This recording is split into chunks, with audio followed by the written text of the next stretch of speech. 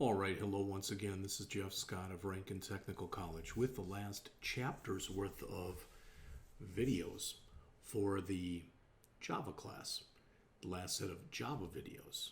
Okay, I still plan on creating several videos for Android, but that won't be for a while. Okay, should be by the end of the school, by the end of the semester though. I'll have something out there. So what I'm going to do is bounce back and forth between what's in the chapter and what's given as as examples, and this will be more than one lecture. So, all right. Now, Java, you can get Java to work with any relational database management system. In other words, you can get Java to work with Access, although I don't know why you'd want to, but you could. You can get it to work with SQL Server. You can get it to work with DB2, Postgres. You can get it to work with Oracle. You can get it to work with MySQL. Now, in the past, what I've always done with students is we've loaded some MySQL drivers in, and we worked with MySQL. When you think about it, it would make the most sense. I'm not saying it necessarily works the best, but it would make the most sense probably to be using either MySQL or Oracle with Java, since the Oracle company owns Java, all right?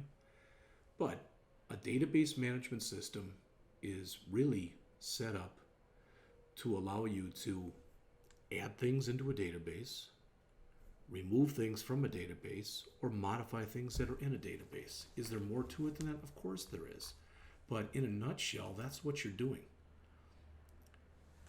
The relational database management system, as it shows right there, kind of acts as a buffer between the Java application and the physical data. All right, you notice that in all cases there, the arrows go in both directions.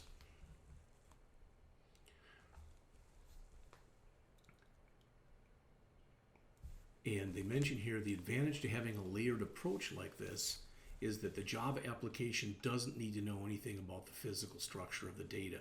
It only needs to know how to react with the DBMS. And that really is, that's an important thing. You know, it's may very well happen that you've got one person doing the database work and another person doing the programming work. And not all programming people know databases, not all database people know how to program. All right?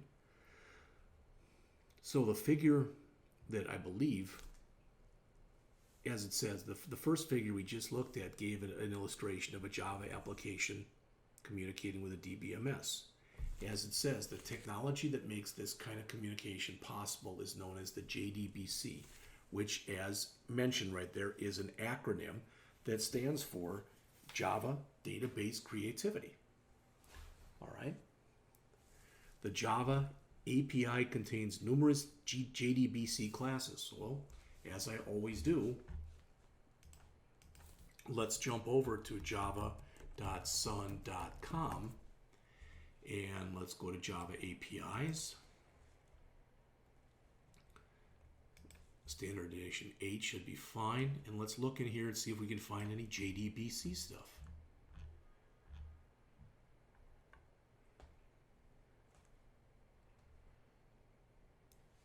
I see JDBC type right here. All right, here are more classes, and I don't know what that would be under. There is like a, let's see, all packages, AWT language, might be under Java SQL. I don't know. Classes. Well, no, there's a JDBC type again. So. How about this? Why don't we let the system find it for us?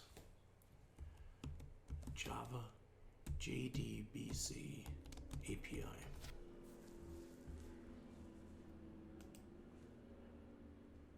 All right, and this is under Oracle's documentation itself.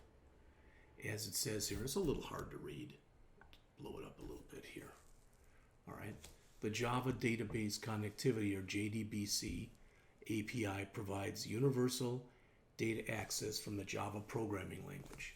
you can access virtually any data source. Notice it is comprised of two packages, java.sql and javax.sql. Well, if we click on java.sql, all right, this is all the stuff that's available in here.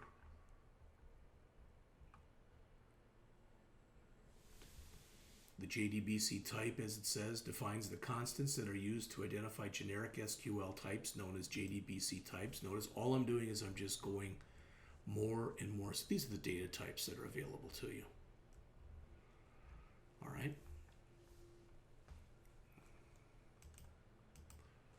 And then there's JavaX SQL, which I think is going to look very similar.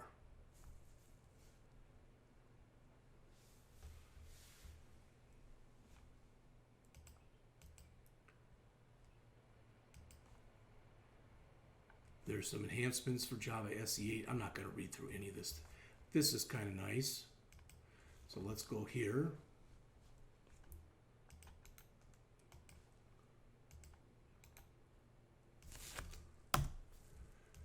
And we'll go here.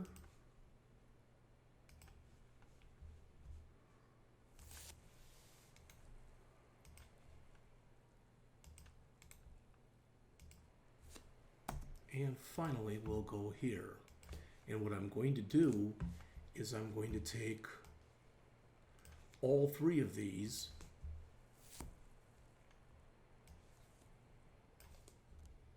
and save them out. So Java JDBC tutorial. Oops, that's not what we wanted. And that is here.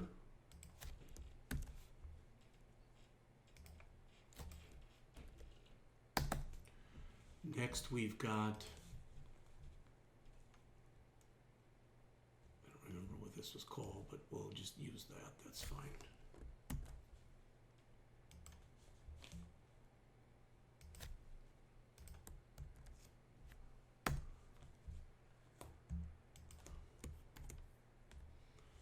And that is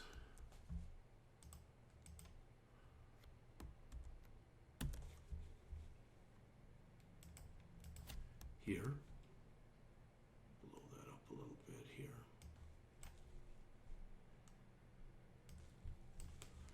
And finally, the FAQ page. That is always a terrific place to start.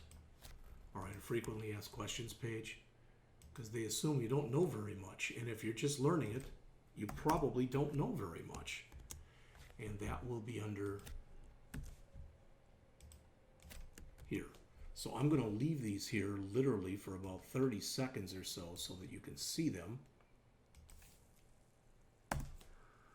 So the JDBC tutorial is from the online Java tutorial that's put out there by Oracle.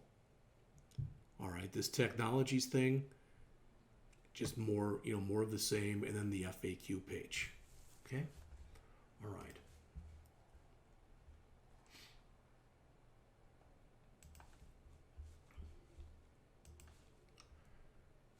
So they've blown it up a little bit here, and to show you that these Java applications are going to use the JDBC, the Java Database Connectivity classes, in conjunction with using the database management system to get data out of the database, or to change data that's in the database, or to remove data that's in the database. All right? In the chapter, well, I'm going to go back up for a second. They do mention some of the DBSs that are used, okay? And they mention that there are many out there, and some of these at least, or most of them, I've already mentioned to you. But the author says, they talk about JavaDB, okay? And this is what I used. It says, if you do not have access to a database management system in a school lab, you can use JavaDB. JavaDB is included with the Java development kit. So if you followed what I mentioned before and went out to nightnight.com and you downloaded what I told you to download before, you should have that available to you. But there is a little bit of work that you have to do in order to get it to work, and I'm going to show you that in just a minute. So JavaDB is an open source distribution of Apache Derby, a pure Java database management system. All of the examples in this chapter were created using JavaDB. It says if you wish to use JavaDB, see Appendix J. Well, I went to Appendix J. It's 3 pages long. You've got to get to it online. So if you want, you can come out here to Gaddis. And you can go to our book. And you can go to the companion website, student resources, and you can see I've already tried it. Appendix J, configuring. Okay? And feel free to read through these 3 pages. You won't need anything, basically, other than what's right here. They don't have how you set it up for Windows 10, but they have how you set it up for Windows 8, which pretty much works. All right? I did all this stuff, and it really did, I'd say pretty darn close to nothing. So I decided to go online and check it out, and that's what I did. So that's what I want to show you in just a couple minutes. All right. We are going to look at this, and I'll show you how I did this in just a couple minutes. Like I said, we're going to break this up into more than one presentation. All right. I'm sitting in my apartment, and today was one of those days, even though it's the middle of October, when it got up into the high 80s, and my air could go on at any time.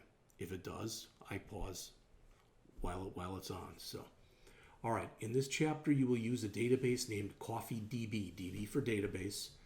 The CoffeeDB database, all right, as it says, is used for this fictitious company called Midnight Roastery. After you've installed the JavaDB DBMS, perform the following steps to create the coffee database.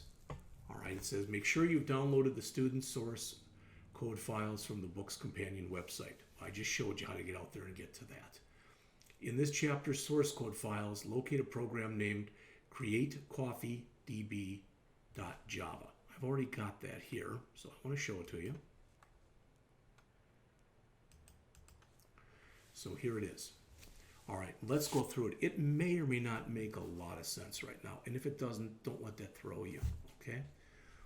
What this says in here, and I'm gonna go over how this is basically works in just a second. It's creating a constant, but what it's saying is, I want you to go out and I want you to find a database that's called CoffeeDB, and if you can't find it, then create it. All right? So how are we going to do that? Well, notice we're creating a connection to the database. It's going to be called con. If the database already exists, we're going to remove any tables from it. So we always want to make sure we're starting with a clean slate. So we're dropping those tables. Then we're going to build the coffee table. And notice we need that database connection. Then we'll build the customer table.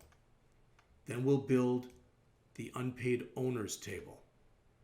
After we built those, after we've dropped all the existing tables and built all of our, our 1, 2, 3 things were the tables, we close the connection.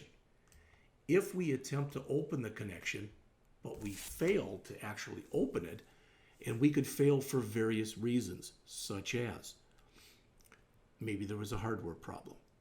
Maybe we didn't have permission to actually do what it is we'd like to do. All right? So the first thing we called here was drop tables. And you notice what that does. Okay? Again, we get a statement, object, and we execute. This is an actual SQL command. Drop table unpaid order. Now, SQL is a totally case insensitive language.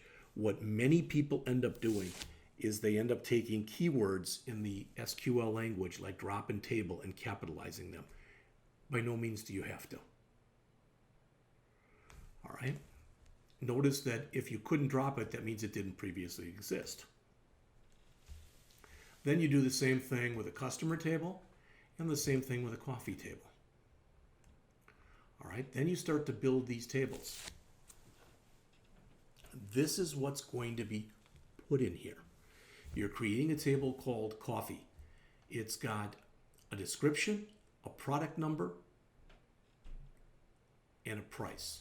What it's going to look like, just so you know, I'm going to jump ahead a little bit here. I'll back up, but I want to jump ahead for a minute here.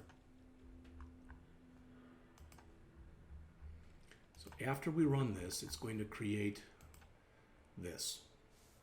That's the coffee table. Now, I can't show it all to you, unfortunately, at once. Maybe I can if I shrink this down. I don't know.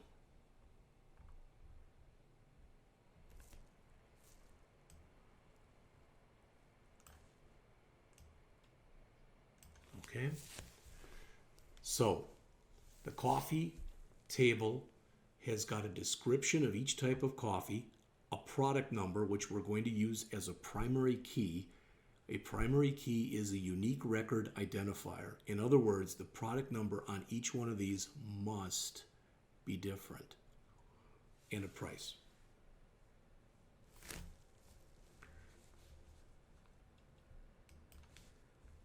So we create the coffee table right there. Then we start to put some records into it. Notice Bolivian Dark 14001895. Sorry, there goes the error. All right, sorry about that. Continuing on. So again, in here, if you notice, we've got Bolivian Dark 14001895. And if we go back and we look, Bolivian Dark 1401-895. So all these values, these 19, 20, or 25, or whatever values, that's what we're putting in here. Okay. Looks like there's, what, 16 records, something like that.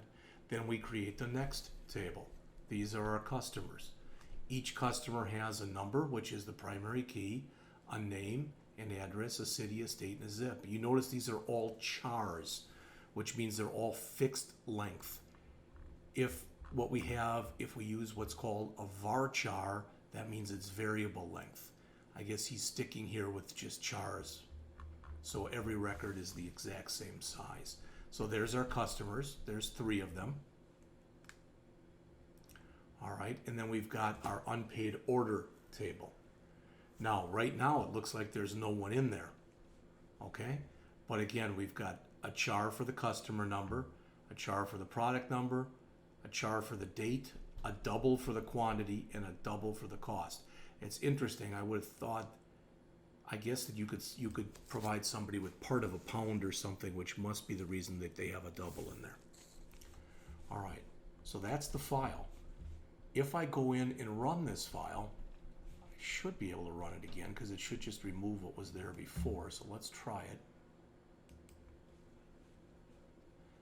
This is what I get. Trying to show you the output window. There we go. Checking for existing tables. So I'd already run it. I'd already run this program. So the unpaid order table was dropped, the customer table was dropped, and the coffee table was dropped. Then all 3 were recreated. Now it's really strange the way that they set this up and the way that they create these things. Oops, sorry about that. And let's jump back over into here and let's take a look in our book here. So they describe, one of the records, and I already did that with you, so that's okay. They show you the table. All right. I don't think I guess I did jump over this. All right. So after installing JavaDB and creating the coffee database, you should attempt to connect to the database with a Java program. That's the first thing that they do in here. All right. A program can call the static JDBC method drivermanager.getConnection to get a database connection. Okay. Now, what I want to show you is, let's do 2 things. Let's first go over this program. And after we go over the program, I want to show you how I got this stuff here to work. I'm going to let you read this. It's just a little dry reading, but the key line here, it says, if you're using JavaDB, the URL for the coffee database will be this. All right. This is how the author set it up in here. They set up a constant holding the information for the database and then your connection. All right, so this is that first, the one I just really went over with you. As it says, it demonstrates how to connect to a database. All right, and you'll notice that much of the stuff that you end up doing in here with databases becomes try-catch, because there's a good chance it won't work. I shouldn't say a good chance, but there's a chance it won't work for one reason or another. All right? They explain here line by line what's going on. I just went over that with you, so I'm not going to do it. I'm not going to do it again. But I do want to show you something.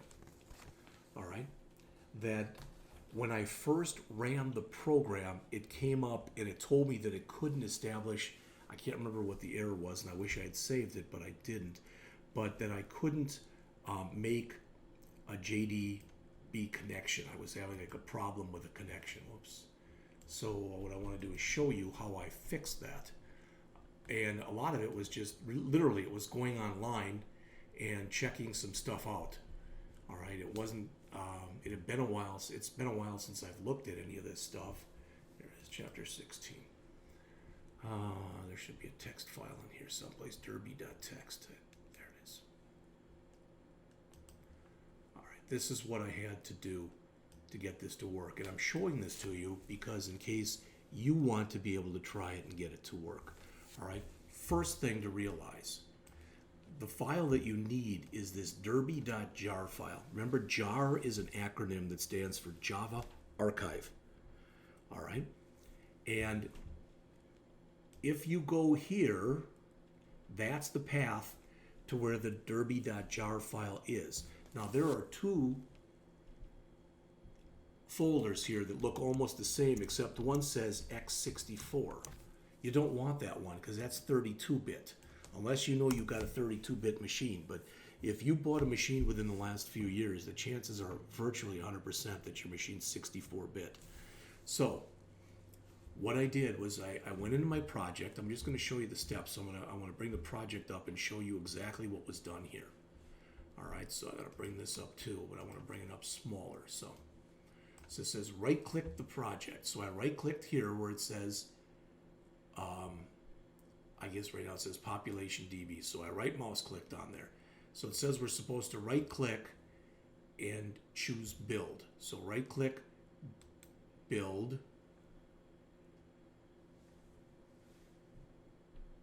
I think it was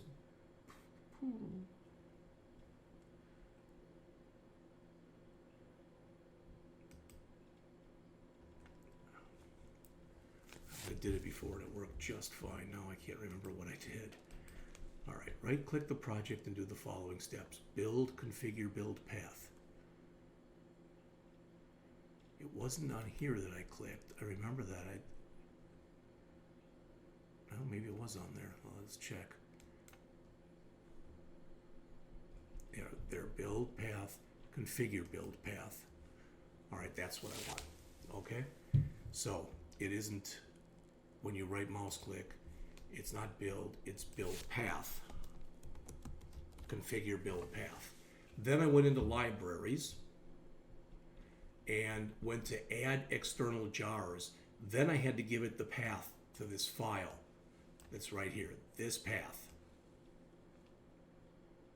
Once I gave it that path, then it found the derby.jar file, and there it is. So I added it.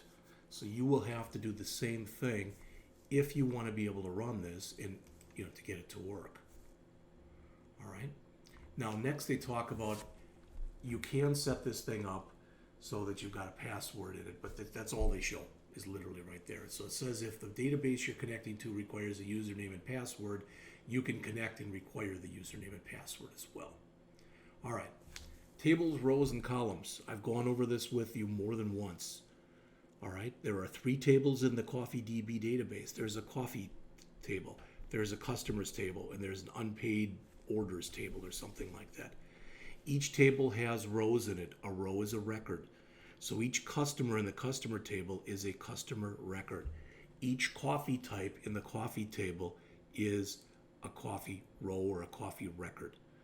Each record is made up of columns. Columns are also known as fields. All right, so as they mention in here, Here is a table with about 20 records, and each record has 3 columns in it. All of them, or these two at least, are set up as chars or fixed length character fields, and this is set up as a double. So there's 18 rows. Okay. Again, column, column, column. Now, column data types. This is where it's kind of interesting because it's got corresponding Java type. Because you are working not across platform, but across products here. You're trying to get a database which talks in one language to talk to your Java program, which basically uses another language. So as you see, in SQL, and remember that Java DB that we're talking about is a type of SQL. It's a type of structured query language. An integer there is an is an int. A character is a string. A varchar is a string. A real is a float. A double is a double, etc. All right. All right. I've already mentioned to you that a primary key is a unique record identifier. It is possible to have for your primary key more than one field, and then it's called a concatenated primary key.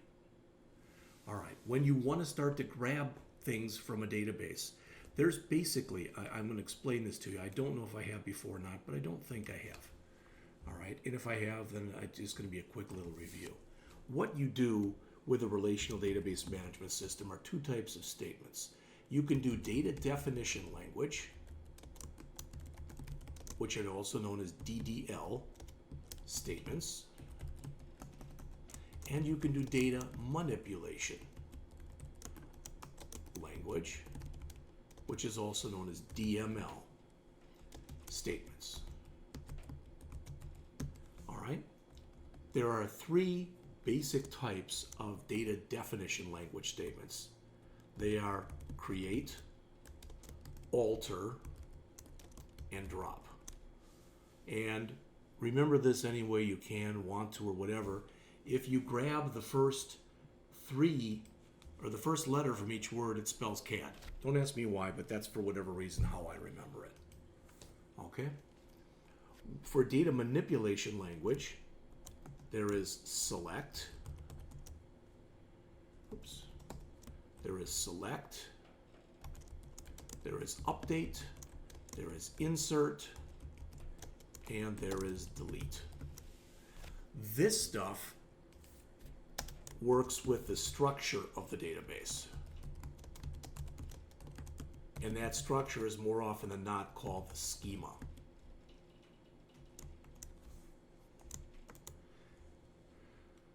On the other hand, DML, this works with the data that's in the database. How do I remember this one? Well, it's kind of stupid. From the select, I grab the ST. From the update, I grab the UP.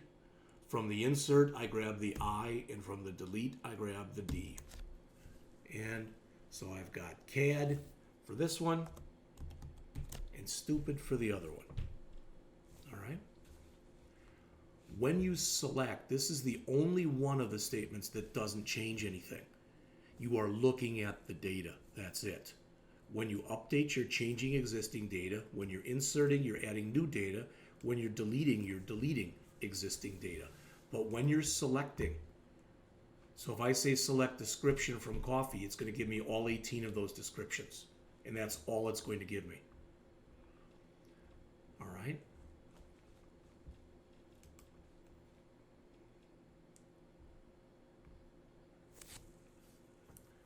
They mention here, it says, once you've gotten a connection to the database, you're ready to issue SQL statements. All right?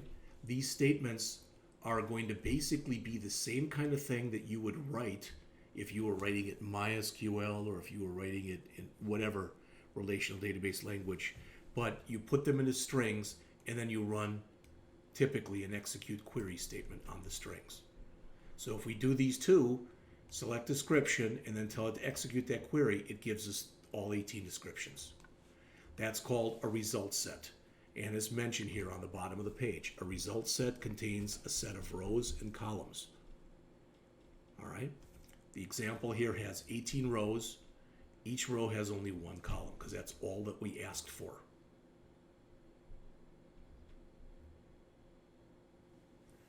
As mentioned here, a result set object has what's referred to as an internal cursor that points to a specific row in the result set. It shows what's the current row. By default, the current row will be row 1 when you start. If you want to move from row to row, you can use result.next. In fact, you can end up putting this into a loop, and as long as there's another record, you can tell it to keep going. And that's quite often how you do this, is to use something like this right here. Okay? All right. You use one of the result objects, whoops, I don't know what happened there. You use one of the result object's get methods to retrieve the contents of a specific column. All right, some of those get methods are shown right here. These should look at least somewhat familiar to you. We've done gets before, but this is get followed by a data type. I'm not going to read these to you. I'll leave that up there for a second and you can take a look at it yourselves. Now I'm going to keep going until they've got the next programmatic example, which I think is coming up very shortly, and then I'm going to stop this lecture for today.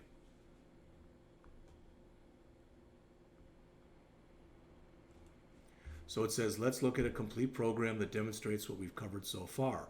Listing 16.2 displays the description information from all of the rows in the coffee table. So we're going to go over this next time, but the key thing to realize is